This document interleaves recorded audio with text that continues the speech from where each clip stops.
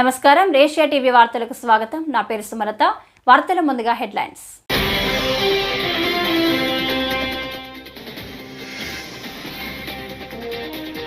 Parliament hall ముందు India కూటమి నేతల ఆందోళన.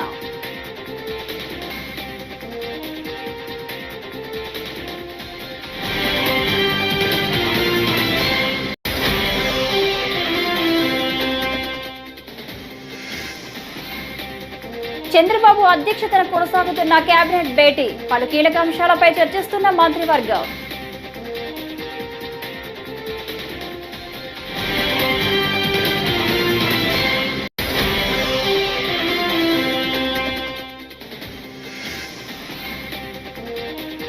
కూటమి ప్రభుత్వాన్ని నమ్మి రైతులు మోసపోయారు. కారుమూరి ధ్వజం.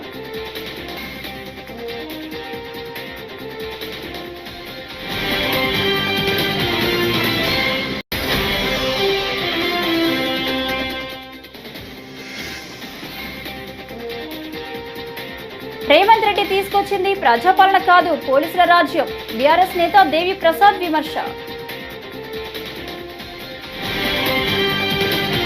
ఇక డీటెయిల్స్ చూస్తే పార్లమెంటు సమావేశాలు నేడు ప్రారంభం కానున్నాయి. ఈ నేపథ్యంలో అదానీ అవినీతి అంశంపై పార్లమెంటులో చర్చించాలని ఇండియా కూటమి నేతలు డిమాండ్ చేశారు. ఈ క్రమంలో పార్లమెంటు ఆవరణలో ఇండియా కూటమి నేతలు ఆందోళన చేపట్టారు. కాగా అదానీ సంస్థల అధినేత గౌతమ్ అదానీపై అమెరికాలోని న్యూయార్క్ కోర్టులో క్రిమినల్ కేసు నమోదైన విషయం తెలిసిందే.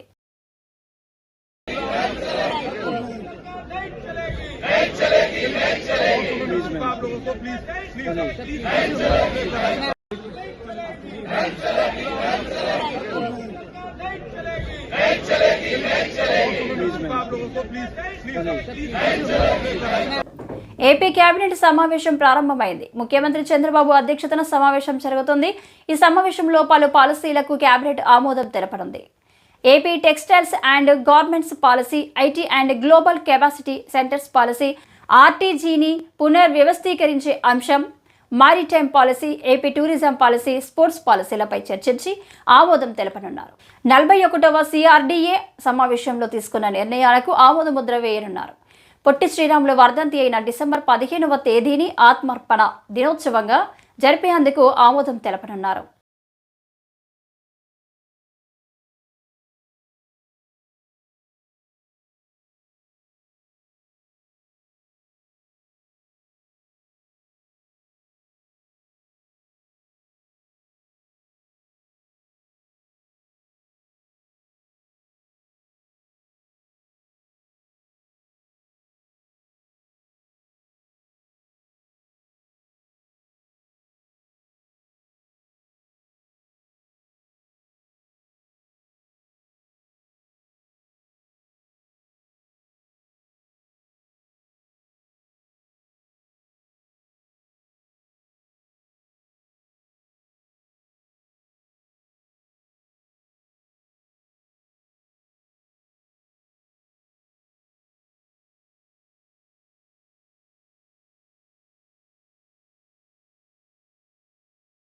రాష్ట్రంలో రైతాంగాన్ని సీఎం చంద్రబాబు ప్రభుత్వం గాలికి వదిలేసిందని ధ్వజమెత్తారు మాజీ మంత్రి కారుమూరి నాగేశ్వరరావు.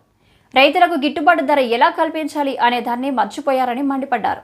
రైతులకు ఇస్తామన్న 20,000 రూపాయలు ఇవ్వలేదని విమర్శలు గుప్పించారు.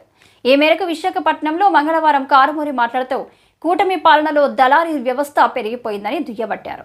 కూటమి సర్కార్లో దళారీ రొక్కం, రైతుకు దుఃఖం మిగిలిందని అన్నారు. వాళ్ళకి గిట్టుబాటు ధర కల్పించాలి, ప్రభుత్వం తరపున కొనుగోలు చేయడానికి ఏ రకంగా చర్యలు తీసుకోవాలి, అధికారుల్ని అప్రమత్తం చేయాలనే ఆలోచన ఏ మాత్రం కూడా లేకుండా కనీసం ఆ రైతులకి తోడుగా 20,000 రూపాయలు ఇస్తానని చెప్పిన అది ఎగ్గొట్టేసి ఈ క్రాప్ కూడా చేయకుండా ఇవాళ ఈ క్రాప్ చేస్తుంటే 1,350 కోట్ల రూపాయలు రైతులకి నష్టపరిహారం వచ్చిండేది, ఇన్సూరెన్స్. అది కూడా చేయకుండా ఈరోజు ఆ పంట వచ్చిన దానికి ఫలితం లేకుండా దళారీ వ్యవస్థ పెరిగిపోయింది. దళారీకి రొక్కం, రైతుకి దుఃఖం. దళారీకి రొక్కం, రైతుకు దుఃఖం. ఈ రకమైన పరిస్థితిలో రైతుని నెట్టేశారు రోడ్డు మీద. ఇవాళ ఎక్కడ చూసినా సరే ధాన్యం కొనే నాదుడు లేక టోటల్గా దళారీ వ్యవస్థ పేటరేగిపోతా ఉంది. జగన్మోహన్ రెడ్డి గారు ఉన్నప్పుడు రైతే ఈ రాష్ట్రానికి దేశానికి వెన్నెముక. ఏడాది కాలంలో కాంగ్రెస్ ప్రభుత్వం ఉద్యోగులను మోసం చేసిందని బీఆర్ఎస్ నేత దేవి ప్రసాద్ విమర్శించారు. ఎన్నికల సమయంలో ఉద్యోగులకు ఇచ్చిన ఏ ఒక్క హామీని కూడా నెరవేర్చలేదని అన్నారు. 317 జీవోను అధికారంలోకి వచ్చిన 48 గంటల్లో నెరవేరుస్తామని హామీ ఇచ్చారని గుర్తు చేశారు. 317 జీవోపై వేసి కేబినెట్ సబ్ కమిటీ 6 నెలల తర్వాత ఇచ్చిన నివేదిక కొండను తవ్వి ఎలుకను పట్టినట్లుగా ఉందని అన్నారు. స్థానికత అంశాన్ని సబ్ కమిటీ పూర్తిగా విస్మరించిందని పేర్కొన్నారు. ఈ నివేదికపై ఉద్యోగ సంఘాలు కూడా నిరసన తెలుపుతున్నాయని అన్నారు. ఈ సందర్భంగా గుర్తు చేస్తా ఉన్నాను.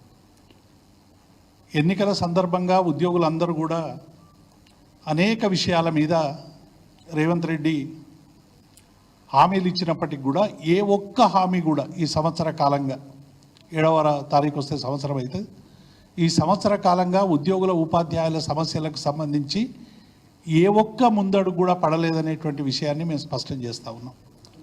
317 జీవో గతంలో మా ప్రభుత్వం ఇచ్చినటువంటి జీవోలో కొన్ని లోటుపాట్లు ఉన్నాయి. వాటిని సవరించాలని ఉద్యోగ ఉపాధ్యాయ సంఘాలు అనేక రోజులుగా అడుగుతూ ఉన్నాయి. రేవంత్ రెడ్డి గారు మేము అధికారంలో వస్తే 48 గంటల్లో 317 జీవోను సవరిస్తాం, దానివల్ల నష్టపోయినటువంటి కొంతమందికి మేము న్యాయం చేస్తామని చెప్పి వారు ఎన్నికల సందర్భంగా హామీ ఇచ్చారు. అధికారంలోకి వచ్చినాక అన్ని క్యాబినెట్ సబ్ కమిటీలాగే దీని మీద కూడా ఒక క్యాబినెట్ సబ్ కమిటీ వేసిండ్రు. క్యాబినెట్ సబ్ కమిటీ గత 6 నెలలుగా అనేక ఉద్యోగ ఉపాధ్యాయ సంఘాల నుంచి అనేక ప్రజాప్రతినిధుల నుంచి కూడా సమాచారం సేకరించింది. కానీ చివరికి 6 నెలల తర్వాత క్యాబినెట్ సబ్ కమిటీ ఇచ్చినటువంటి నివేదిక కొండను తవ్వి ఎలుకను పట్టినట్టు చందంగా అసలు 317 జీవోకు సంబంధం లేనటువంటి అంశాలని జీవోలో ఇచ్చారు. 243, 44, 45 ఈ 3 జీవోలు ఇచ్చినప్పటికి కూడా అసలు 317 జీవోలు మౌలికకు న్యాయం జరిగే వరకు పోరాటం తప్పదని Janasena party regional coordinator Boina Parvathi Naidu వెల్లడించారు. గుంటూరు జిల్లా పొన్నూరు మండల ఆరెమండ గ్రామంలో 11 రోజుల నుండి భర్త ఇంటి ముందు ఆందోళన చేసిన నేపథ్యంలో ఆమె బాధిత మహిళ మౌలికను మంగళవారం పరామర్శించి మాట్లాడారు. స్థానిక పోలీసులు చొరవ తీసుకొని మౌలికకు న్యాయం చేయాలన్నారు.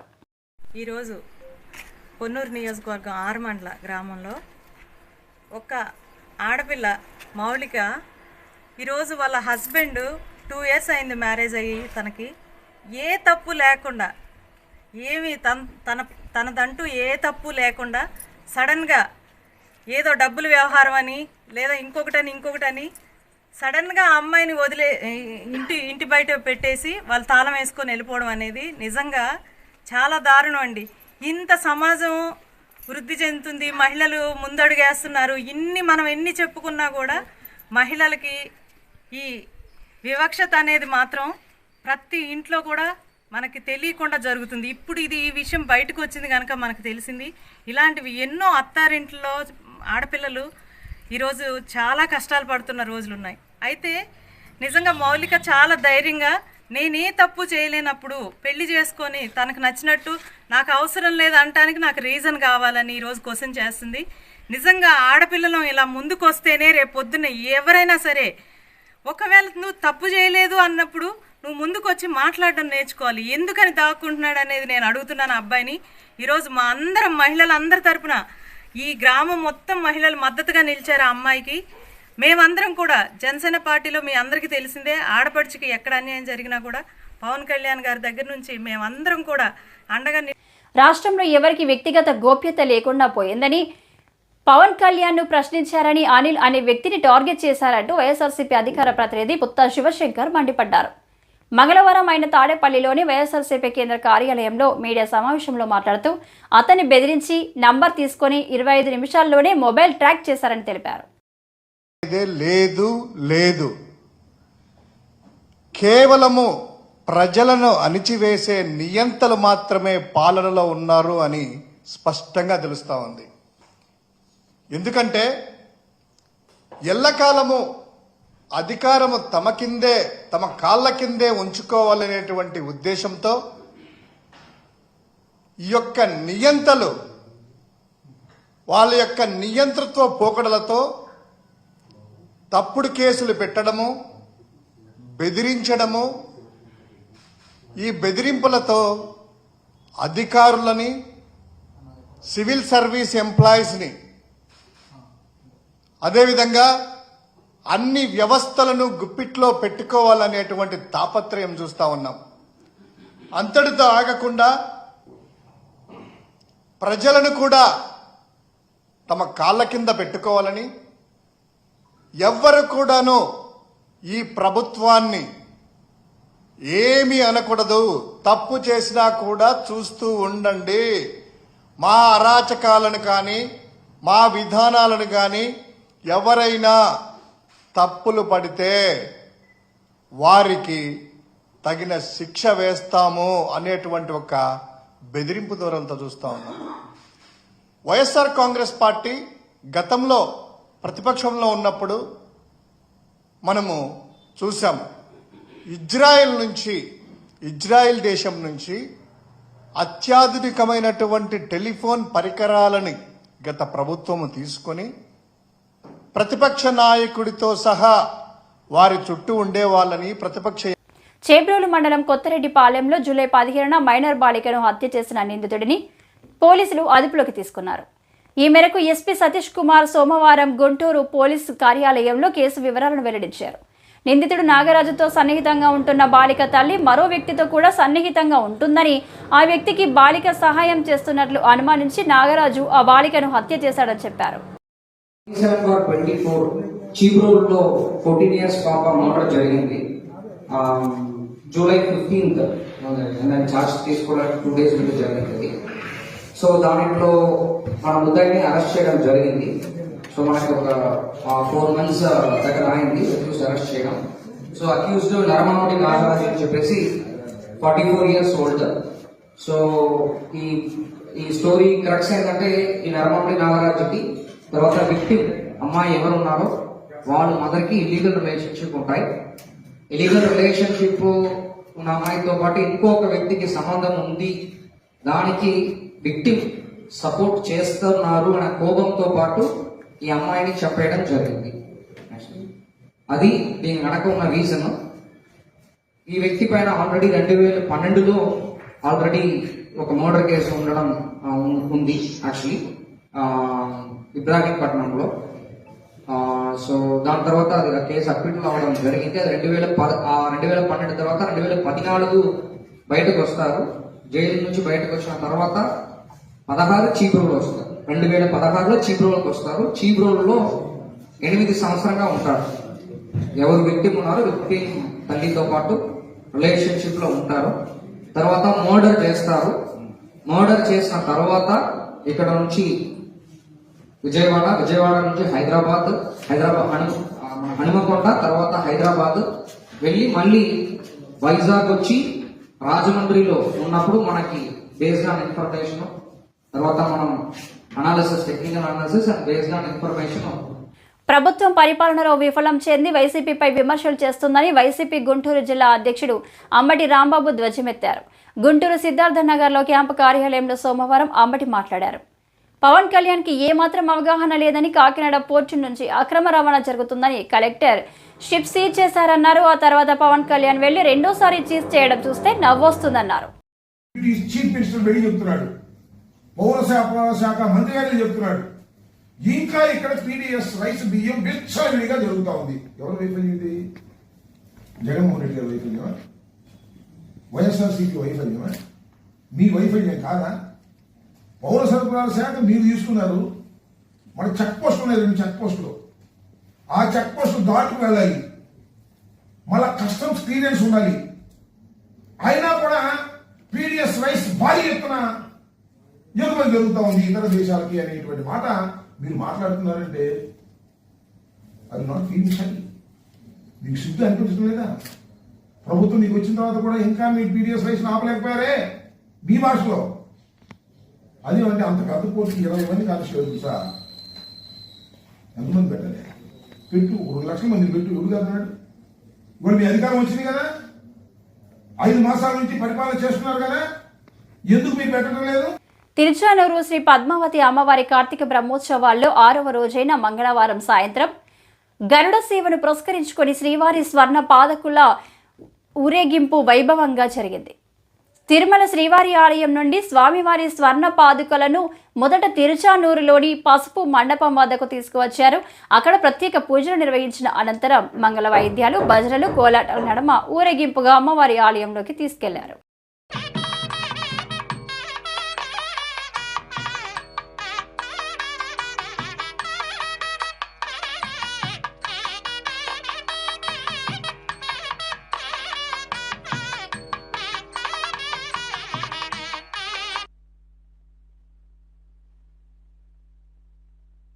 పద్మావతి అమ్మవారి యొక్క బ్రహ్మోత్సవాలలో ఈరోజు సాయం వేళలో జరిగేటువంటి ఆ ఉత్సవానికి స్వామివారు ప్రతిరోజు ఏదో ఒకటి ఇష్టమైనటువంటి దృశ్యాన్ని మనం వీక్షిస్తూ ఉన్నాం. పుట్టినిల్లు క్షీరాబ్ధిపై మెట్టినిల్లు పరమకు ఉండేటువంటి విశేషం చాలా గొప్పదిట. ఎందువల్లనంటే ఆ పాదాలే కాళీని పడగల మీద నాట్యం చేశాయి. ఆ పాదాలు అహల్యని ఉద్ధరించాయి. ఆ పాదాలు ఆ బలిచక్రవర్తి శిరస్సున నిలిచాయి. ఆ పాదాల నుంచే ప్రభవించింది గంగ, పవిత్రం చేస్తోంది. ఆ పాదాలకు ఉన్నటువంటి విశేషాన్ని చూసి అమ్మ మురిసిపోయి, స్వామి నీ స్వరూపంలో విశేషమైనటువంటి ఆ పాదాలు ఎప్పుడు కూడా తులసితో నిండిపోయి ఉంటుందయ్యా, కానీ నేను కూడా మీ ప్రపత్తి మనం చేయాలి. అందుకనే ఆ శ్రీనివాసుడు స్వయంగా తన పాదుకలను, స్వర్ణ పాదుకలని పంపించారు. ఆ పసుపు మంటపం దగ్గర నుంచి ఆ పాదాలని ఉత్సవంగా తీసుకొని వెళ్ళడం. ఆ గరుడ సేవలో ఇద్దరూ కూడా గరుత్మంతుణ్ణి అధిరోహిస్తారు కదా. ఆ ఇద్దరులో మరి ఒకరు దేవలోకం నుంచి బంగారు కమలాలు. కాకినాడ పోర్టులో తనిఖీ చేసినప్పుడు స్టెల్లా షిప్లో దొరికిన పీడీఎస్ బియ్యాన్ని తనిఖీ చేసేందుకు 5 శాఖల అధికారులతో మల్టీ డిసిప్లినరీ కమిటీని ఏర్పాటు చేయడం జరిగిందని కాకినాడ కలెక్టర్ షణ్మోహన్, జిల్లా ఎస్పీ విక్రాంత్ పాటిల్ పేర్కొన్నారు. మంగళవారం కాకినాడ కలెక్టరేట్లో జిల్లా కలెక్టర్ షణ్మోహన్ సెగిలి, జిల్లా ఎస్పీ విక్రాంత్ పాటిల్ మీడియాతో మాట్లాడారు. కమిటీ ఆధ్వర్యంలో తనిఖీలు చేయడం జరుగుతుందన్నారు. అండ్ ఎక్కడైనా పీడిఎస్ రైస్ సంబంధించి అక్కడ ఇన్స్టెంట్ చెక్లో జరిగినవి ఇమ్మీడియట్గా సీజ్ చేయటం, ఆ సీజ్ చేసిన స్టాక్కి సంబంధించిన గోడౌన్ దగ్గరికి వెళ్ళటం, గోడౌన్లో ఇంకా స్టాక్ ఉంటే గోడౌన్ స్టాక్ సీజ్ చేయడం, ఈ ప్రాసెస్ మళ్ళీ స్ట్రెంథన్ చేయడం జరిగింది. అండ్ దానికి సంబంధించి ఏదైనా మనకి మీడియా వారి ద్వారా కానీ ఇంకెవరి దగ్గర ఇన్ఫర్మేషన్ ఉన్నా కూడా యూ కెన్ ఆల్వేస్ ఇంటిమేట్ మీ. మనందరి దగ్గర నా నెంబర్, ఫోన్ నెంబర్ ఎక్కడ నాది?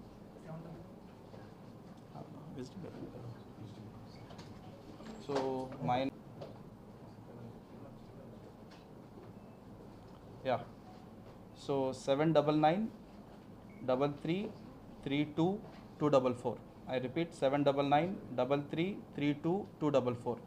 Any information regarding any illegal transportation of PDS rice, diversion of PDS rice, especially Kakinada పోర్టుకు సంబంధించి ఏదైనా చెకింగ్స్లో ఇష్యూ ఉన్నా, లేదంటే ఏదైనా బార్జెస్లో లోడ్ అవుతున్నప్పుడు ఇన్ఫర్మేషన్ ఉన్నా, ఒకవేళ మనకి మీడియా వారి ద్వారా కానీ ఇంకెవరున్నా ఇమీడియట్గా you can please message me or you can call me any time so that I will be able to act immediately. We have those task force teams now. ఏదైనా ఎలాంటి ఇష్యూ ఉన్నా ఇమీడియట్గా అక్కడికి వెళ్ళి సీజ్ చేయడం కానీ, చేయాల్సిన టెస్ట్ కానీ చేయడానికి we have a team ready now.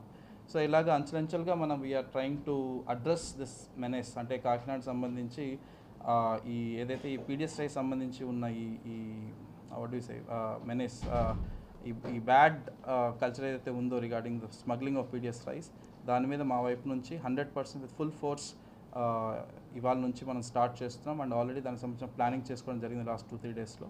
And this is what we wanted to tell through you to every one. And I request SP గారు మాట్లాడుతున్నారు.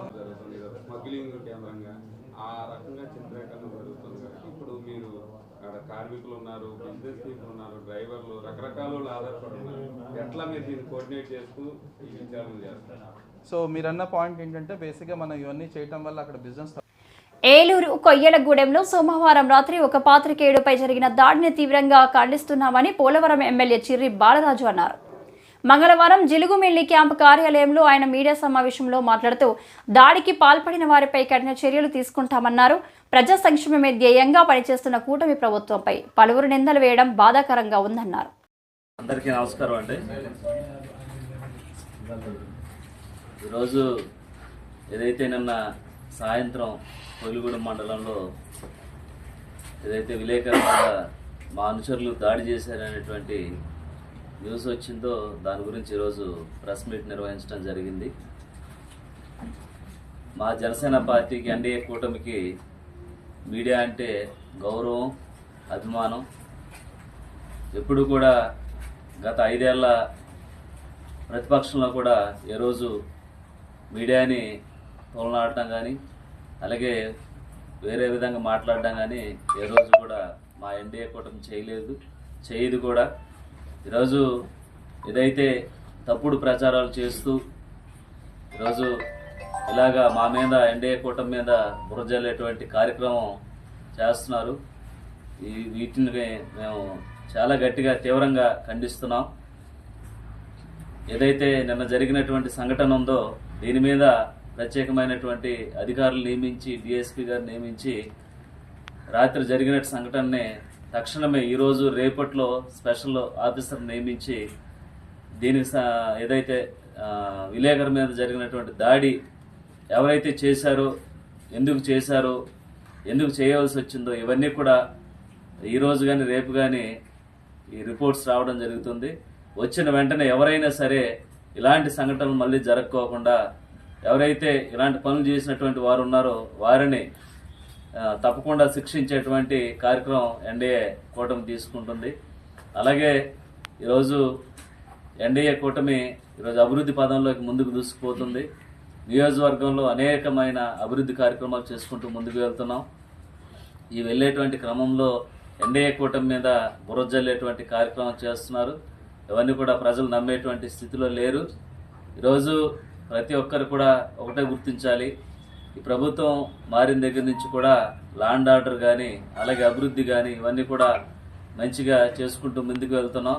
అలాగే ఎప్పుడు కూడా ఇలాంటి సంఘటనలు మన ఏరియాలో జరగలేదు. ఎందుకంటే ఇది ఈ కల్చర్ అసలు రానివ్వకూడదు. వచ్చినా కూడా దీన్ని మేము సమర్థించాం. దీని మీద స్పెషల్ ఆఫీసర్ని కూడా నియమించాం. ఇమీడియట్లీగా ఈరోజు కానీ రేపు కానీ దీని మీద రిపోర్ట్ విద్యుత్ ఛార్జీలు పెంపుకు వ్యతిరేకంగా సిపిఎం ఆధ్వర్యంలో మంగళవారం బొబ్బిలి సింగారపు వీధిలో ప్రచారం చేసి నిరసన చేపట్టారు.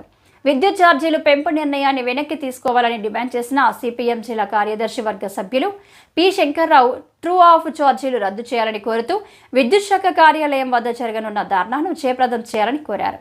కార్యక్రమంలో విజయమ్మ, కళావతి, సాయమ్మ పేదలు పాల్గొన్నారు. రాష్ట్ర వ్యాప్తంగా కరెంటు ఛార్జీలు పెరుగుతూ ఉన్నాయి. బహుశా రేపు మీకు బిల్లులు తీస్తారు. 15వ తారీఖు దాటాక ప్రతి వాళ్ళకి కూడా బిల్లులు పెరుగుతాయి. కాబట్టి ఇది చాలా అన్యాయమైంది, దారుణమైంది. కరెంటు ఛార్జీలు తప్పుడు ఒప్పందాలు ఆదానితో కుదుర్చుకొని ఆ భారం అంతా మీరు అంటే అధికారంలో ఉన్నటువంటి పార్టీలో అవినీతికి పాల్పడి ఆ అవినీతికి వాళ్ళు పాల్పడితే భారమే మనం భరించాలని చెప్పేసి ఈరోజు కేంద్ర రాష్ట్ర ప్రభుత్వాలు ఆ విధంగా మనం చేస్తున్నాయి. అలాగే స్మార్ట్ మీటర్లకు సంబంధించి ఇప్పుడున్న మీటర్లో ఈ రాబోయే రోజులు 2-3 మాసాల్లో మన ఇంటికి ఇప్పుడున్న మీటర్లు బిల్లు తీసి బిల్లు కట్టుకునే పద్ధతి ఉండదు. స్మార్ట్ మీటర్లు పెడతామని చెప్పేసి కేంద్ర ప్రభుత్వం ఆల్రెడీగా ప్రభుత్వ కార్యాలయాలకి బిగిస్తున్నారు. ఆ తర్వాత షాపులకి, కమర్షియల్ షాపులు ఇట్లాంటి ఇళ్ళకి బిగిస్తారు. ఆ తర్వాత డొమెస్టిక్ అంటే మన ఇల్లులు ఏవైతే ఉన్నాయో వాటికి స్మార్ట్ మీటర్లు బిగిస్తున్నారు. రాజమహేంద్రవరం స్థానిక 23వ డివిజన్ చందాసత్రం సమీపంలో కోదండ రామాలయం పునర్నిర్మాణ నిమిత్తం రాజమండ్రి సిటీ ఎమ్మెల్యే ఆదిరెడ్డి శ్రీనివాస్ తమ భవానీ చారిటబుల్ ట్రస్ట్ తరపున సహకారం అందించారు. ఆలయం పునర్నిర్మాణం కోసం ₹1,00,000 పైబడిన నిర్మాణానికి అవసరమైన ఐరన్ను ఆలయ కమిటీ వారికి మంగళవారం అందజేశారు. ఈ సందర్భంగా ఆయన మాట్లాడుతూ ఆలయ నిర్మాణంలో తాము భాగస్వామ్యం కావడం అదృష్టంగా భావిస్తున్నామన్నారు. ఇది చాలా ప్రసిద్ధి చెందిన దేవాలయం అని అన్నారు. ఆలయ పునర్నిర్మాణంలో ప్రతి ఒక్కరూ భాగస్వామ్యం కావాలని పిలుపునిచ్చారు. ఆలయ నిర్మాణ పనులు త్వరితగతిన పూర్తి చేయాలని సూచించారు. ఈ కార్యక్రమంలో డివిజన్ ఇన్ఛార్జ్ ఎన్నమూరి దీపు, మండవిల్లి శివ, స్థానిక టీడీపీ నాయకులు వెంకన్న, జయరాం, సత్యబాబు, స్థానిక టీడీపీ నాయకులు, ఆలయ కమిటీ సభ్యులు తదితరులు పాల్గొన్నారు.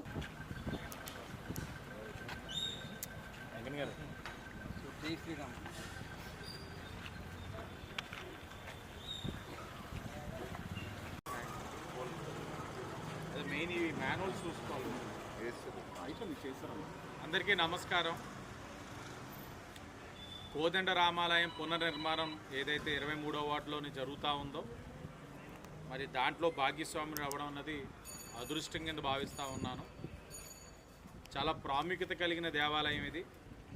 మరి ఎన్నికల సమయంలో కూడా ఇక్కడ ఉన్న స్థానిక పెద్దలు అందరూ కూడా కలిసికట్టుగా ఈ నిర్మాణాన్ని, ఏదైతే దేవాలయాన్ని పునర్నిర్మాణం చేసుకోవాలి, మీ వంతు సహకారం కావాలి అన్నప్పుడు వార్డ్ ఇన్ఛార్జిగా ఏదైతే దీపు గారు, అలాగే పెద్దలు మండవేలి శివ గారు, అలాగే స్థానిక పెద్దలు తెలుగుదేశం, బీజేపీ, జనసేన కూటమి నాయకులు అందరితో చర్చించి తప్పకుండా దేవాలయం పునర్నిర్మాణానికి మన అందరి సహకారం ఉండాలని ఆ రోజు చెప్పడం, మరి ఎన్నికలు అయిన తర్వాత వీరందరి సహకారంతో ఏదైతే ఎన్డీఏ కూటమి అభ్యర్థిగా ఎమ్మెల్యే అయ్యి ఉన్నారో మాటకు కట్టుబడి ఈ రోజున సుమారు ₹1,00,000 పైన విలువ చేసే ఐరన్ని దేవాలయం నిర్మాణానికి మా భవానీ చారిటబుల్ ట్రస్ట్ నుంచి డొనేట్ చేయడం జరిగింది.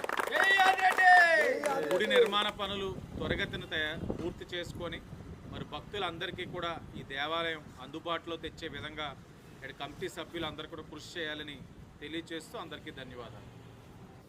ఈ వార్తలు ఇంతటితో సమాప్తం. నమస్కారం.